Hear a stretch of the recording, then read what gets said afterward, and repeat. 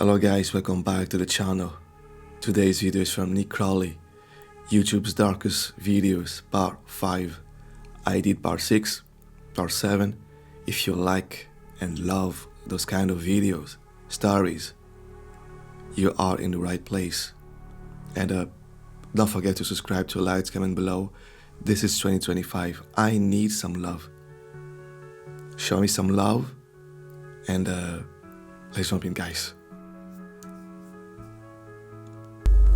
And so our story begins. Before it's over, we hope you will never forget it. It starts with a chance encounter. 3 hikers are backpacking their way through the densely wooded terrain of the Colorado Rockies when, through the heavy brush, one of them would notice something bizarre hanging from the trees. It almost looked like a bunch of thin black vines, growing from the stems and overtaking this one particular branch, though it clearly didn't seem to belong there. As the closer they got, the more the object appeared to be man-made, which was confirmed by the sight of a horrifying discovery lying directly beneath it. Oh shit. Dropped there in the middle of the woods was the remnants of a small aircraft, one that had been there for what seemed like years judging by the rust and decay. And it wasn't just the craft itself that was in an awful state of decomposition, but also the 2 bodies within it. Wait, what? It was a heartbreaking scene, and a confusing one as well, as when officers arrived, the cause of the wreck wasn't immediately clear, and the possibility of this crash going without explanation seemed very real, had it not been for those ribbon-like vines hanging overhead. In reality, those strange objects were actually the remnants of a VHS tape, with its case being cracked open and its contents scattered about the area. And We need those tapes. We need to see those tapes. Jesus. inside the craft itself were pieces of a broken camera, introducing the possibility that the 2 men inside may have been filming at the time of impact. And so, despite that exposed footage being out there in the elements for an extended period of time, it would be painstakingly pieced together and resurrected, revealing the following footage. Oh shit, let's go.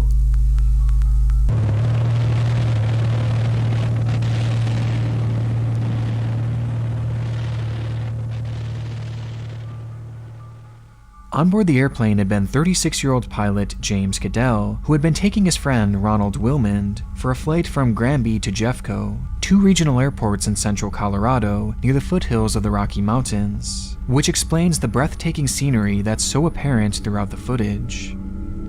Throughout the 6-minute recording, we hear brief moments of monologue from James as Ronald sits behind him soaking in the view. Oh, look at that down there, Ronnie, on the left. Until this moment. The moment that, by many accounts from aviation experts, forever sealed the fate of the plane and its 2 occupants.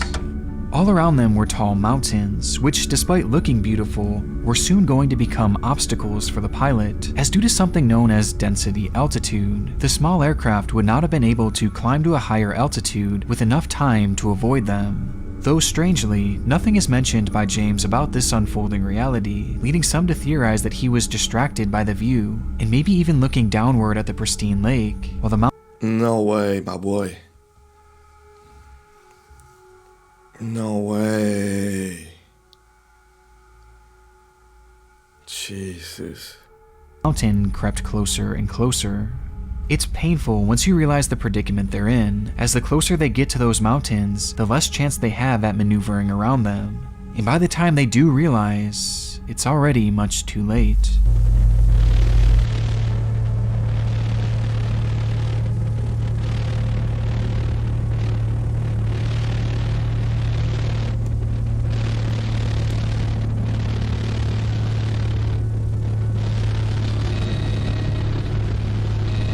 Oh shit. Damn, hang on, Ronnie!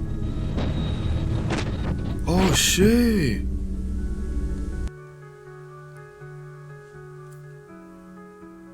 Oh god.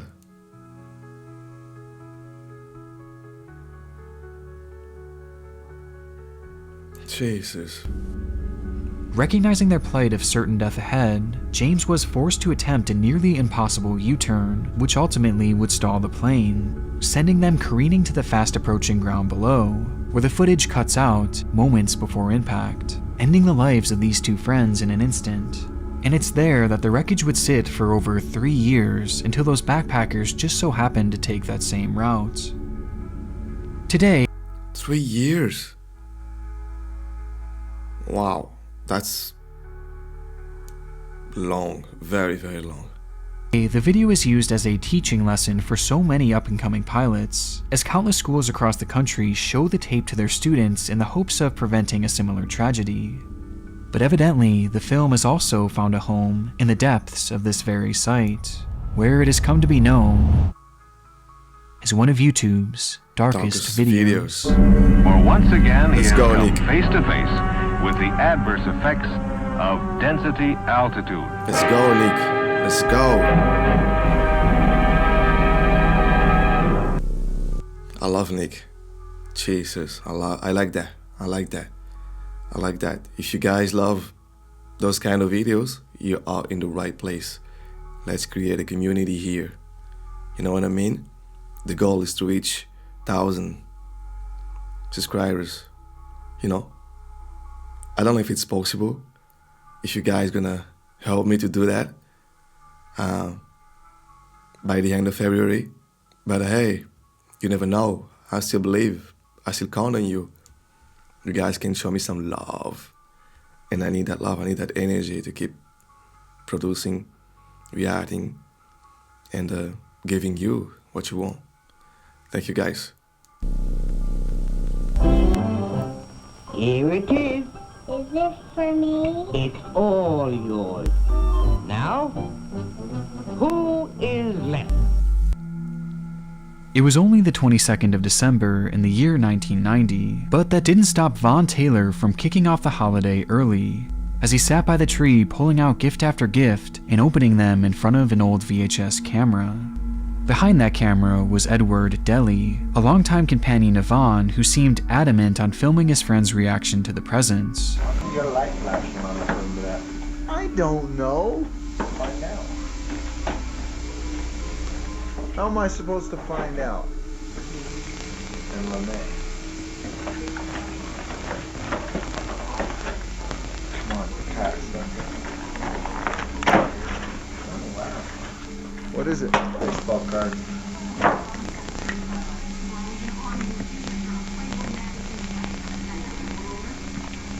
Okay.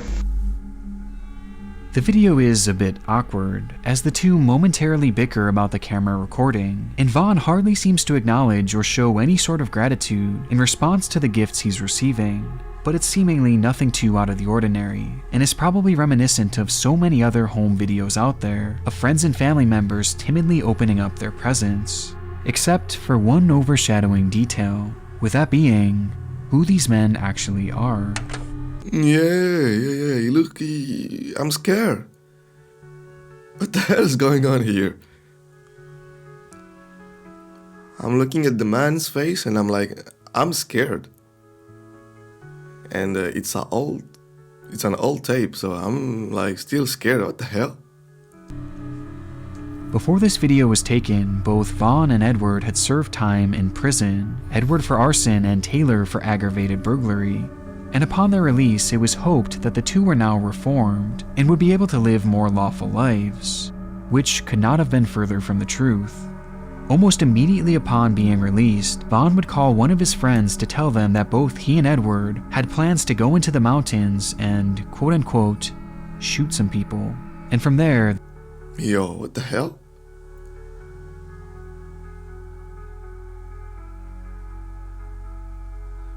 Yo. That's not good at all. they set off into the wilderness of Oakley, Utah. On their expedition, the two stumbled across various cabins where they would break in and either camp out for a while or just completely ransack the place, as in most cases the owners of these cabins were long gone for the winter due to the inclement weather of the area. Though this wasn't true for everyone, as during the same time, the Tiede family, consisting of Father Rolf, his wife Kay, and their two children, Lene and Trish, No. No.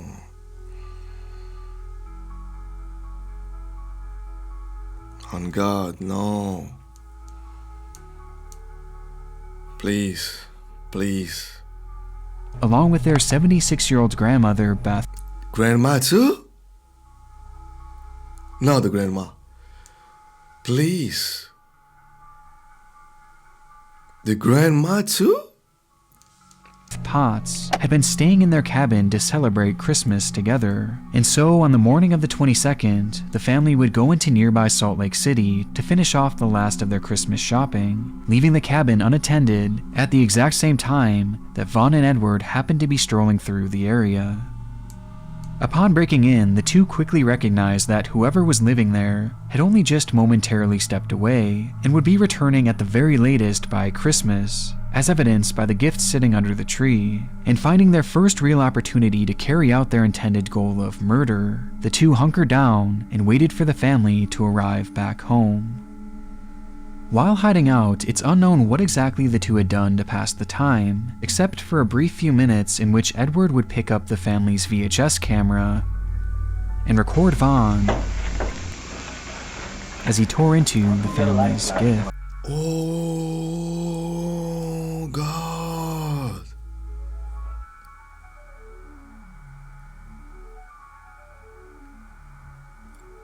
No way. I love the way he started the video because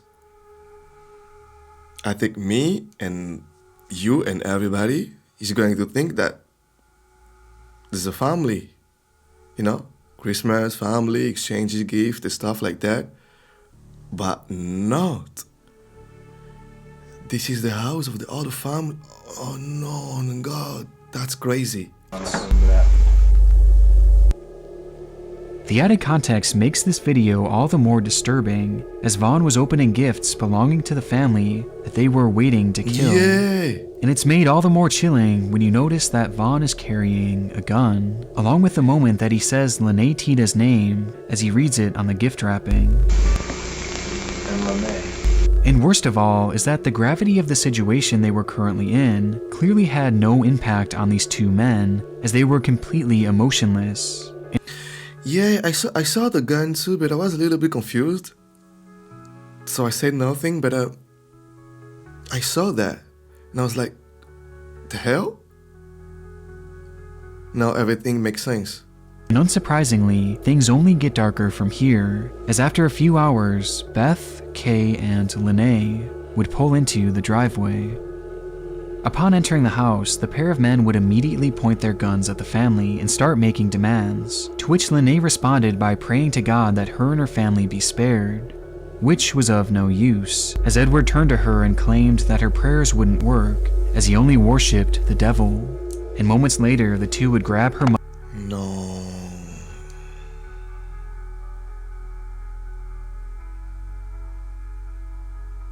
God, that's so sad. mother and grandmother and end their lives for no apparent reason. What?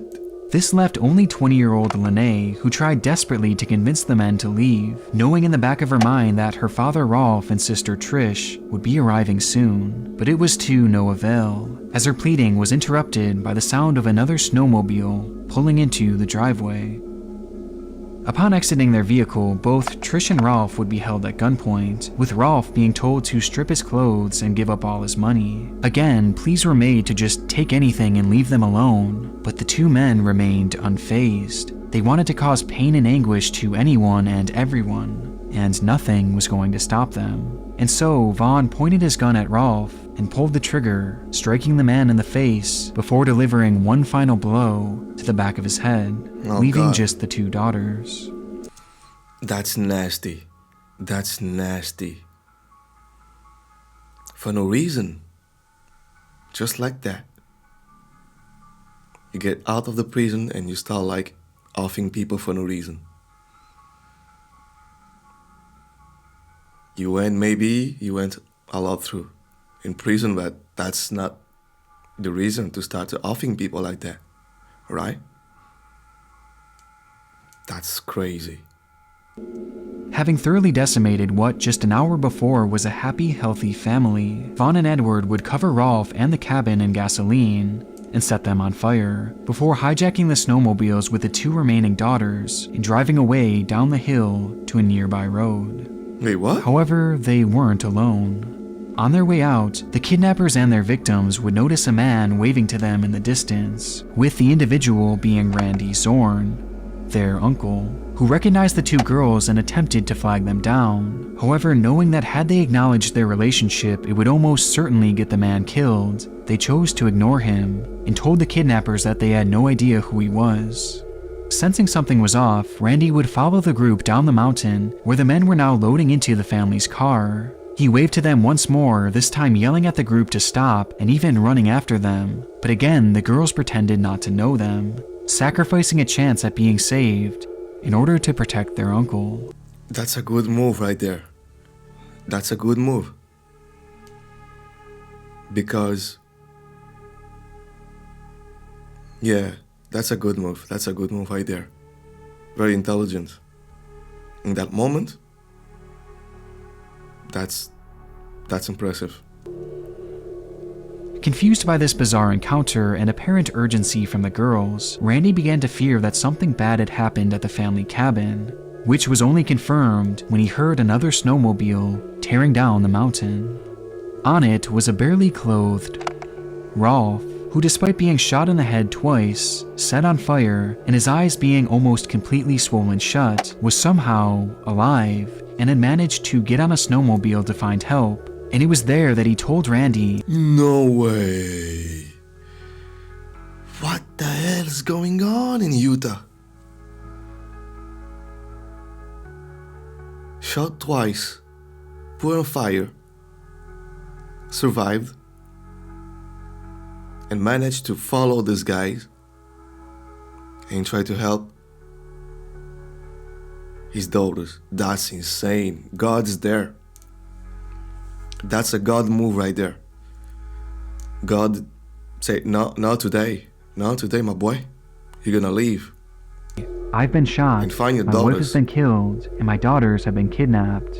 Something that most likely saved the lives of those 2 girls, as the police were contacted and were able to quickly track down the vehicle, where the kidnappers would accidentally run it right off the road, flipping it over multiple times before crashing into a ravine. Quite shockingly, no one would be badly injured in the wreck, and following a brief shootout, Vaughn and Edward gave in and were swiftly arrested, bringing this whole nightmare to an end. When the dust eventually settled, Edward would end up receiving life in prison, while Vaughn, the man shown here opening the family's gifts, was sentenced to death, with both men reportedly being visibly shocked at the sight of Rolf when he showed up to court to testify against them. Rolf would later go on to make a full recovery, which definitely ends the story off on an empowering note, though the carnage left behind by these 2 men in the moments following this video make it undoubtedly one of the darkest on the site. Yeah, that's crazy. That's crazy. They lost their mom and grandma. How can you recover from that? You need therapy for life. That's crazy. You need therapy for life.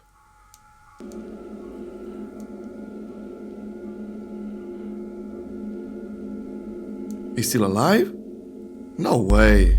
Before we get into our next case, I want to first thank BetterHelp for sponsoring this video and for believing in this content. I'm a huge believer in therapy now more than ever, just due to the content that I cover and also due to the general pressure of making a career on this site. Funny. So for me, therapy isn't just a want, but in many cases it's a need. But the problem is finding a therapist is extremely hard, and that's why I love what BetterHelp is doing, as they're making these important services more accessible and easier to get into. BetterHelp is an online platform, it's remote, and by filling out a few questions, you'll get matched with a professional therapist therapist who you can then communicate with by video, phone, or even text message. This is something that I really prefer, as being able to talk to a therapist right here at home makes it so much easier to open up as opposed to going to some new unknown environment. And also for me, these at-home therapy appointments actually helped me get back into therapy, as getting started was super easy and low pressure. And notably, if you're not really connecting with a therapist you've been matched with, which is a common thing in the world of therapy, BetterHelp makes it very easy for you to switch at literally no cost without having to worry about insurance, who's in your network, or anything like that. So if this sounds like something that may be beneficial to you, which honestly, who among us couldn't benefit from some therapy, you can get 10% off your first month by going to betterhelp.com/Nick Crowley, which I've also linked down below in the description. Alright, back to the video. Yeah, Nix, let's go.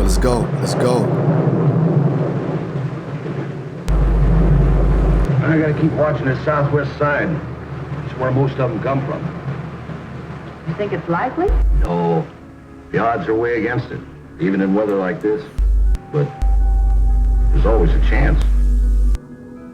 The day was already off to a terrifying start, as hail began to fall from the sky and the sun became completely concealed by the dark clouds forming overhead. This was nothing out of the ordinary for the area though, as Joplin, Missouri is and has been notorious for its consistent threat of massive tornadoes. And so, despite the fear of an impending tornado looming in the area, many just continued about their normal lives, including a select few who even showed up for school, like Will Norton. The then 16-year-old had been attending Joplin High School, which he was headed for that very day to attend an early morning tennis practice, only to be met by those extreme conditions, with Will later going on to describe the harrowing events of that day in a YouTube video titled, "I Nearly Died." So I get ready really fast and I rush to school, out the door, and then I'm leaving for school and there is just tons of rain and the wind is so crazy. You just see water. It's like horizontal rain and all the cars are like veering. I was having trouble keeping my car on the road. I drive a Hummer. This should not be happening. Anyway, I made it safely home and I think I'm just gonna go take a nap for the rest of my life because I didn't die. Oh my gosh, I'm done. The video was posted to his YouTube channel called WillDeBeast88883333, where he had found genuine success in the early days of YouTube, becoming a pioneer on what was then a brand new space, long before YouTubers were ever actually a thing.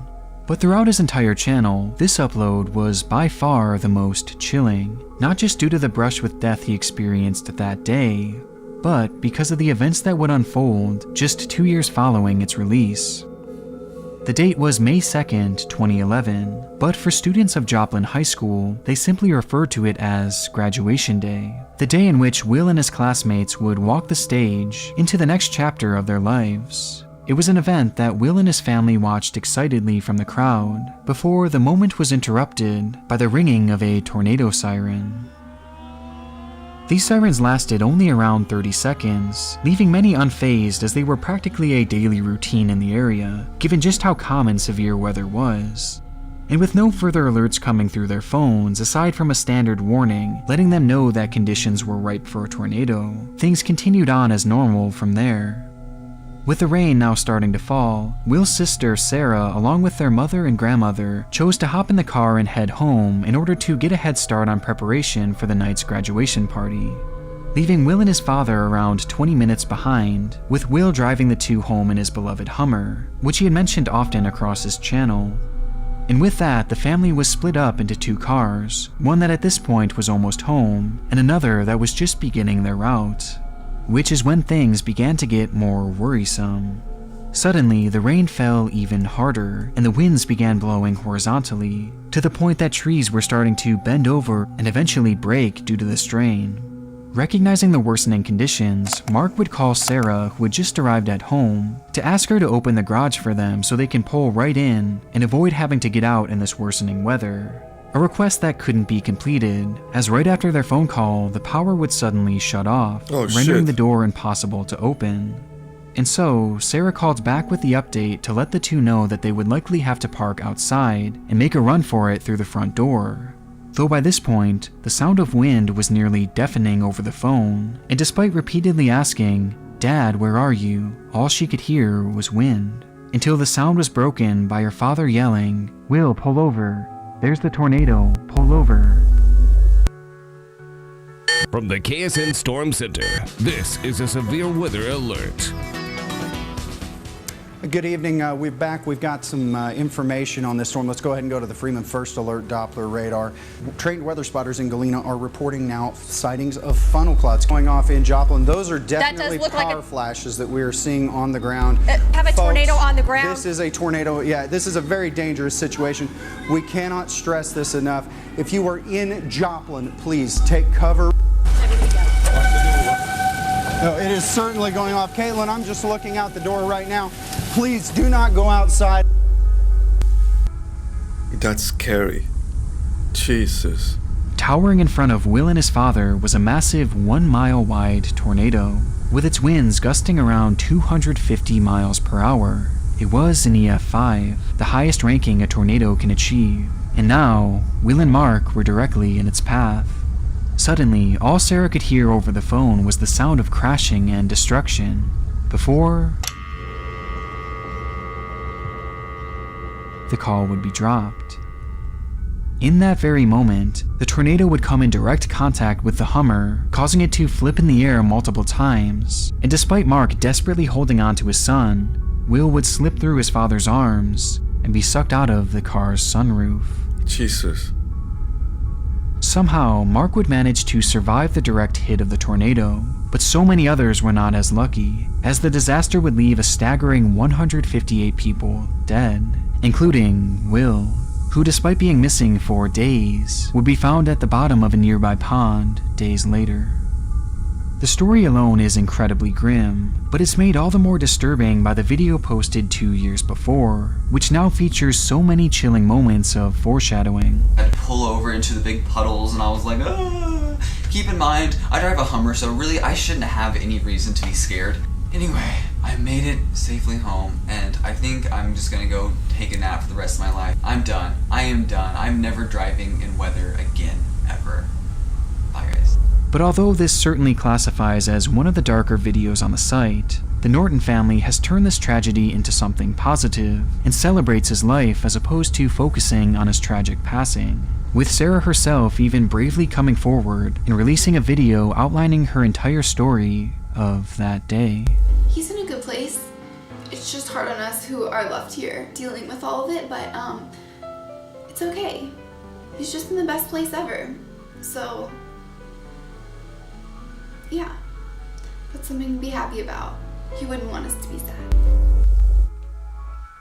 The time is getting closer and closer. The seconds are ticking. Excitement is building.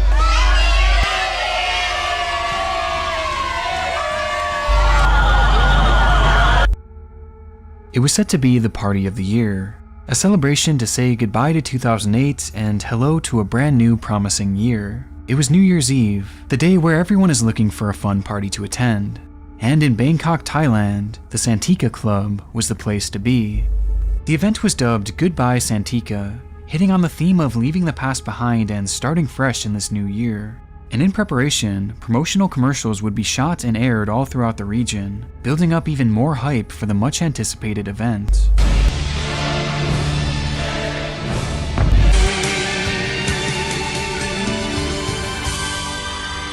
Goodbye, Santika. It promised to be their best show yet, with live music from numerous well-known artists and, of course, lots and lots of alcohol. And sure enough, as New Year's Eve rolled around, this hype would translate into a large crowd swarming the doors to be part of this special occasion.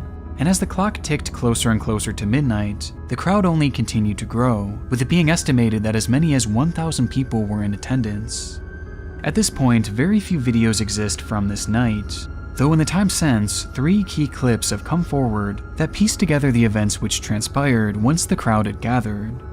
At 11:44 p.m., with the big day only minutes away, this video was taken up close to the stage, showing not only the high energy of the night, but also the massive people crammed into this venue.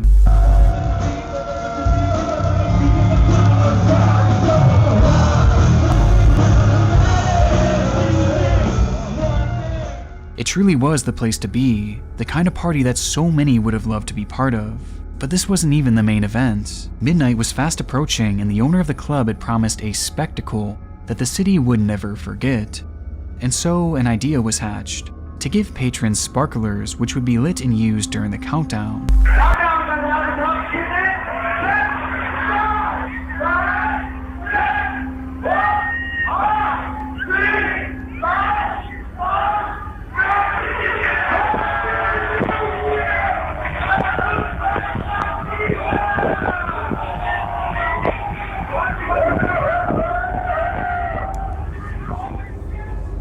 Yo, what's gonna happen? The camera shuts off after first showing a happy couple celebrating together, and then panning to the stage where the performers were hyping up the crowd even more and launching pyrotechnics of their own into the air, adding to the explosive atmosphere within the club.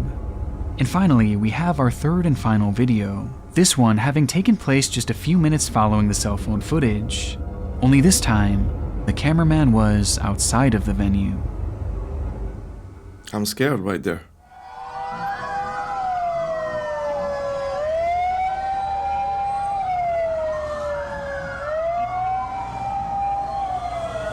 What's going on? It's burning?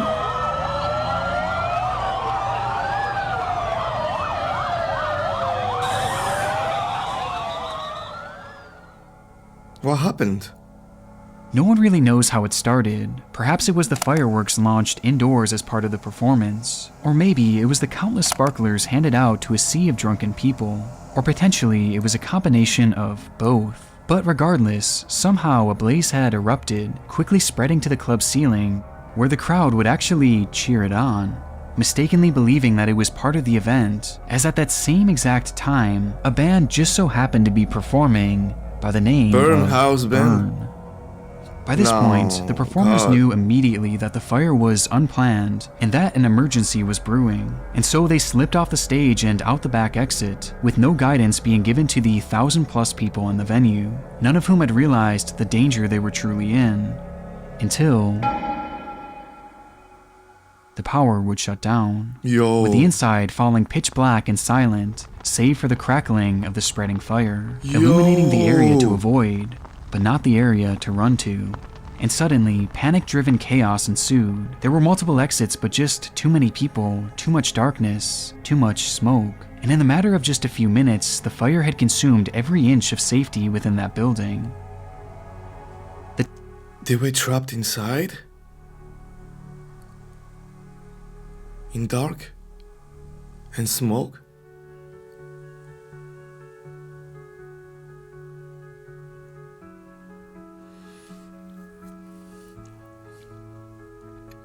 Oh my God, can you imagine that? Going out to the concert of your favorite band, Burn House Band. And that's crazy. Tales told from within that event are horrid, with some of the most disturbing being not about the crush of humans surging towards the exit, or the unstoppable blaze moving at lightning speed, but instead, about a chandelier.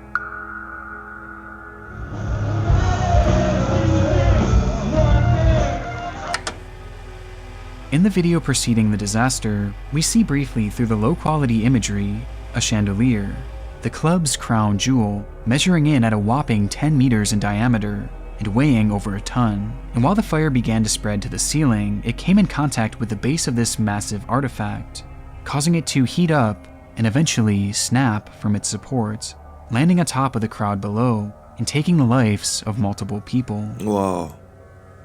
When the smoke eventually cleared on the catastrophe and the carnage was fully revealed, it would be announced that 67 people had lost their lives that day, with countless others being burned and permanently disfigured, leading to the club owner being jailed for 3 years. 3 years? Despite the true cause still being debated to this day, the video from directly beforehand shows just how lax the safety measures were, as even if they weren't the direct cause, giving sparklers to 1,000 drunken people indoors was just a disaster waiting to happen. And in the end, the party truly did live up to its name. Goodbye, Santika, as the club was burned past the point of recognition, and now sits as dark as the videos surrounding it.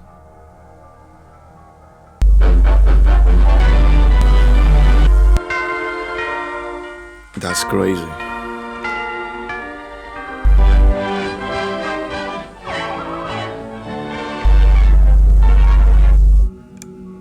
Our final video is probably one of the most unusual cases that I've come across in quite some time, with that being the story of Akmal Shaikh. Born in Pakistan in 1956, Shaikh had spent the majority of his life unnoticed, spending his days mainly outside of the gaze of the public eye, though that didn't mean his life was uneventful by any means.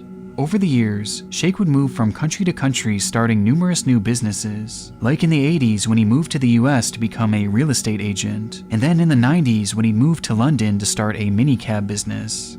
With the only problem being that none of these ventures ever really stuck, causing him to live in a state of poverty, even at one point going bankrupt following the decline of his cab business. And his failures didn't stop there, as in 2003, Shaikh would be accused of sexual harassment and unfair dismissal of a 24-year-old employee, resulting in his wife taking his kids and filing for a divorce, which would be far from his last legal struggle. In 2005, Shaikh was placed under official investigation following the London bombings, as he was caught sending a text to his friends stating, "Now everyone will understand who Muslims are and what jihad is," while at the same time being accused of threatening his ex-wife. Now, none of these claims ever led to any official legal charges, though he would be arrested just months later for driving under the influence. As you can see, Shaikh's life was a roller coaster, and at this point he was on his largest drop yet, disgraced and living off of handouts and eating out of soup kitchens nearly every night, until the year 2007, when his life would change forever. During a public demonstration that year, Shaikh would be introduced to a man named Gareth Saunders, a musician who had ties all throughout the music industry, including with numerous recording studios in the area. And it was during this chance meeting that Shaikh's life purpose would be discovered. At some point prior, Shaikh, a man with no musical experience whatsoever, had written a song called "Come Little Rabbit," which he believed would propel him to worldwide stardom. But it went even deeper than that, as Shaikh was so sure that not only would this song break records and become a global phenomena, but also that it would bring the world together and usher in a new era of peace on Earth. In a sense, he believed that this song could truly save the world. And with this in mind, he began to beg his new acquaintance to help him record the song in a studio, a request that Gareth eventually seemed to accept, as that very same year, "Come Little Rabbit" would be recorded and released to the public. Yo, my boy, he had a vision. Come little rabbit, come to me. Come little rabbit, let it be. Come little rabbit, come and pray. La ilaha illallah. La ilaha illallah. Illallah, illallah. La ilaha illallah. Illallah, illallah.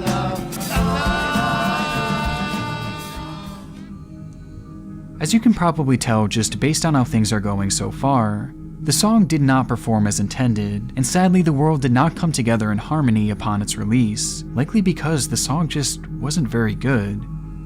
The sad reality of the situation was that Akmal Shaikh was a very mentally unwell man, and these big dreams that he had throughout his life were, in most cases, more so delusions. And though we don't know for sure what exactly he was suffering from, many close to him described his behavior as being on par with severe bipolar disorder, and Come Little Rabbit was the latest example of his struggling mental state, representing a point in which he detached his furthest from reality. And sadly, it was this very song that would drive his life to an even lower point. As the world continued on with its usual chaos after the release of Come Little Rabbit, Shaikh still believed that it could provide peace on Earth, becoming convinced that the only reason it hadn't worked already was that no one knew who he was. But this was all going to change after he received an opportunity that would shift the course of his life. Around the same time, Shaikh was introduced to a man named Akmal, who had just the opportunity waiting for him. By pure chance, a once-in-a-lifetime performance had opened up in one of China's biggest nightclubs that just so happened to be owned by Akmal, and supposedly being impressed by Come Little Rabbit, Akmal decided he was going to fly Shaikh out to China to fill that slot and perform in front of thousands. And so on September 12th, 2007, Akmal would be flown to China free of charge to make his dream a reality. But before leaving, Shaikh was given a single suitcase by Akmal, which he was told to bring along with him to their destination, since due to a scheduling conflict, Akmal had to grab a later flight, leaving Akmal all on his own. By all accounts, the flight there went smoothly, though trouble quickly arose when the plane touched down at Urumqi Airport in China, as there was one major issue. Shaikh didn't speak the language, and so once released at the gate, the man had no idea where to go and was unable to communicate with anyone, leading to him pacing around nervously and acting slightly erratic, which didn't go unnoticed by airport security. They watched the man's behavior deteriorate for several minutes before ultimately making the decision to detain him and search his belongings, believing that surely he was up to something suspicious, which is when they'd open that very bag given to Akmal by Akmal, only to discover a staggering 4 kilograms of heroin. Whoa. The discovery sent Shaikh into a panic, as he was completely unaware that he was transporting illegal contents because the bag didn't even belong to him, stating adamantly that it belonged to his friend Akmal, who was flying in on the next flight and would be there soon to help clear things up. And so surprisingly, security seemed to believe him, as they all sat waiting for Akmal to step off the next plane and set the entire situation straight, though he never did. In reality, Shaikh had been tricked into becoming a drug mule, taken advantage of with his mental illness used against him to make him commit a crime he had nothing to do with. There was never any club and there was never any performance, it was all just a ruse. And despite the authorities' willingness to wait for the man at first, their patience soon wore thin, and Shaikh was arrested for drug smuggling, with his punishment being death. A British man convicted of drug smuggling in China has now been told of his fate. Akmal Shaikh will be executed by firing squad within 24 hours unless the Chinese authorities have mercy on him. His family says he has a history of mental illness and may have been duped into smuggling drugs by traffickers.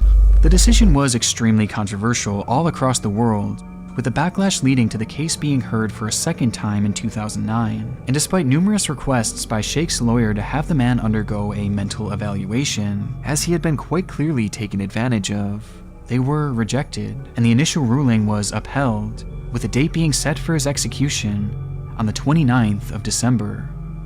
Following this shocking decision, the first and one of the only full recordings of Come Little Rabbit would be posted to YouTube, which featured not only the lyrics, but also the sad story of Shaikh along with it, including a call to the viewers to join the effort in stopping the impending execution, as part of a massive final push to change the minds of China's government.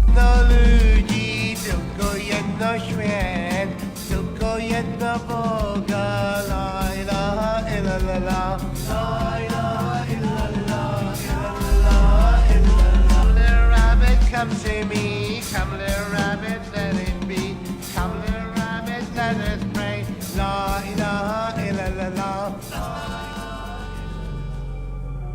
But it was no use, and on the morning of December 29th, Akmal Shaikh would receive a lethal injection, with China supposedly walking back their plans to execute him via firing squad, though either way the man was dead, and his body would never be returned. Today, the video of Akmal's song and the pleas to save his life remain as a forgotten relic here on YouTube, encapsulating the story of a man whose desire to bring the world together in song was cruelly taken advantage of. And though it was peace that he was so desperately seeking, the song would only lead to his ultimate demise. That's so sad.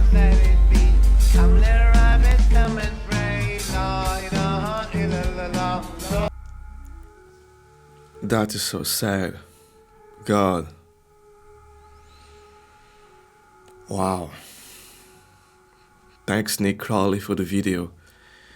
YouTube's darkest video, part 5. Like I said, we did part 6, part 7. You need to go watch it. Those stories are incredibly amazing and sad and mysterious. If you love and like those kind of video, go watch them. And guys, don't forget to subscribe to lights, comment below. It helps the algorithm.